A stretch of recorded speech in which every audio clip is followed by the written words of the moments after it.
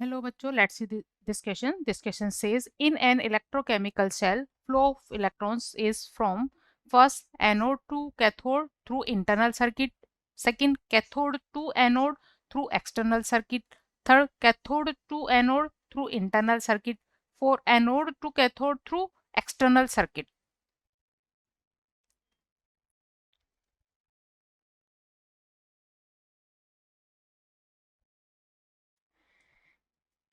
Key concept for this question is electrons का flow हमेशा इसकी हायर कंसंट्रेशन से लो कंसंट्रेशन की ओर होता है। सो हायर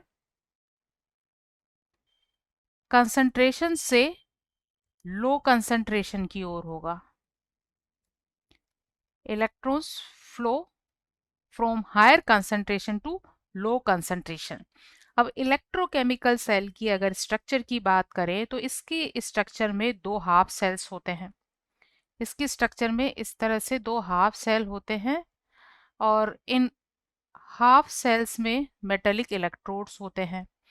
जिन मेटल के इलेक्ट्रोड होते हैं उन्हीं मेटल्स का इनमें सॉल्ट सॉल्यूशन होता है।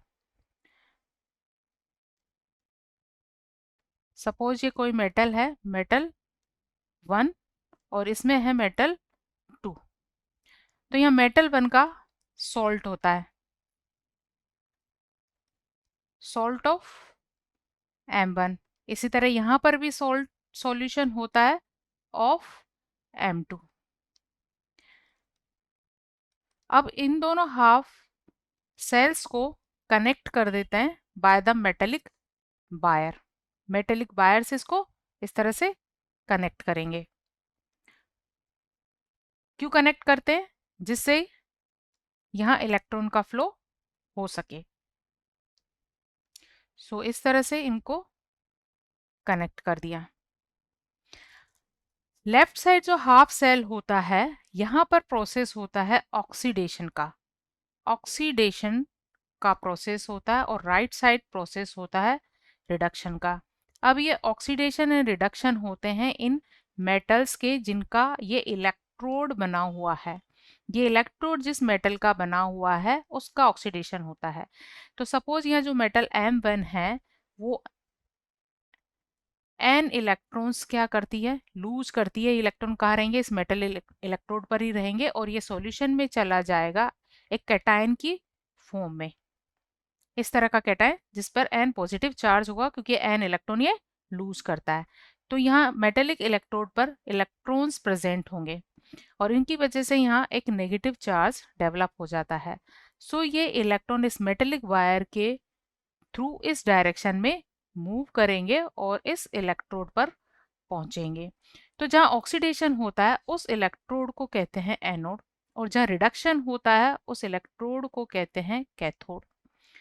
तो इलेक्ट्रॉन का मूवमेंट यहाँ एनोड से कैथोड की ओर हुआ बाय द एक्सटर्नल सर्किट और बाय द वायर, जबकि यहाँ जो इंटरनल सर्किट है उसको कंप्लीट किया जाता है बाय द सोल्ट ब्रिज। और इंटरनल सर्किट में इलेक्ट्रॉन्स का मूवमेंट नहीं होता, इंटरनल सर्किट में हमेशा आयंस का मूवमेंट होता है। तो यहाँ सोल्ट ब्रिज के थ्रू इनको कनेक्ट किया जाता है और यहाँ इलेक्ट्रॉन्स का मूवमेंट नहीं होता, आयंस का होता है। जो सोल्ट ब्रिज इस सॉल्यूशन में इस सॉल्यूशन को न्यूट्रल बनाने के लिए प्रोवाइड करता है। तो यहाँ एक्सटर्नल सर्किट मतलब through the metallic wire electrons का मूवमेंट होता है एनोड से कैथोड की ओर, मतलब इलेक्ट्रॉन की हायर कंसंट्रेशन से लो कंसंट्रेशन की ओर। तो इलेक्ट्रॉन्स का फ्लो हुआ यहाँ एनोड से कैथोड की ओर। So right answer of this question is for anode to cathode through external circuit. Hope you understood it well. Best of luck.